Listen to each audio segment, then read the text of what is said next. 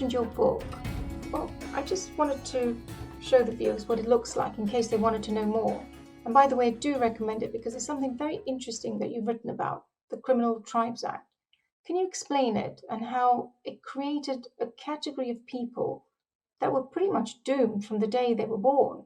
Well, it's a remarkable period of history, and I don't know whether Deepika ji has encountered it in her research. It was more in Madras, and I think it was in Bengal as well, in fact. The Bengal residency had a lot of experience at the hands of this 1871 Criminal Tribes Act.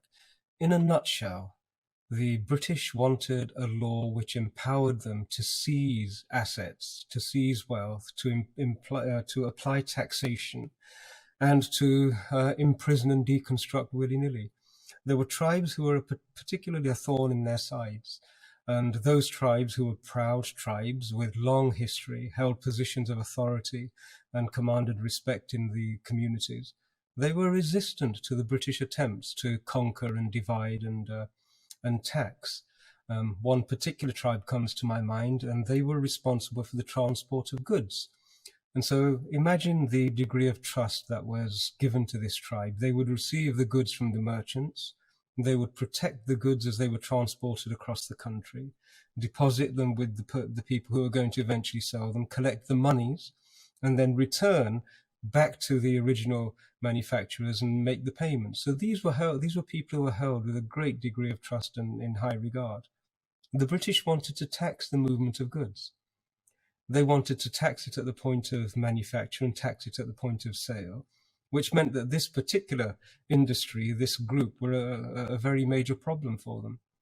And so they introduced this 1871 Criminal Tribes Act to introduce the idea of criminals by birth.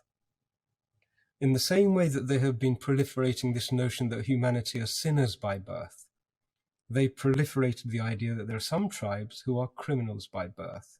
And being criminals by birth, their ancestors were criminals, their descendants will be criminals. There is no cure for these people.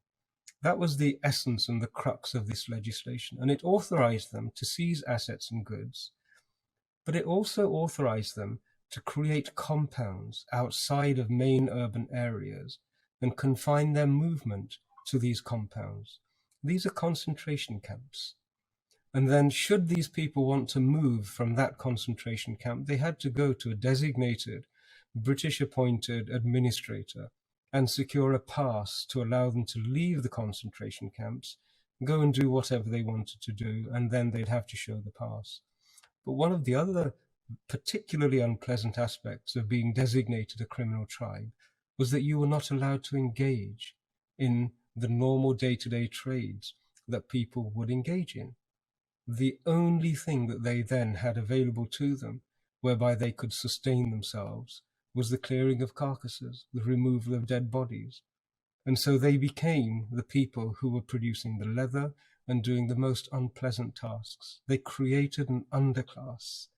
And so they created people who they themselves then labeled as untouchables and told the world that it was a product of the Brahmins and the Kshatriyas and everybody else. And yet this is something that has yet to be acknowledged, it has yet to be explored, but it is a particularly painful development. And they, as I said, the 1871 Act, you can go and get it from Hansard, and it's crystal clear as to what the intent was.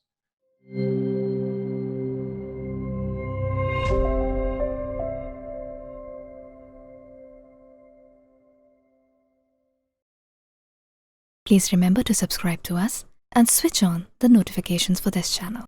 For our other social media links, more content, and to support our work, please visit citti.net.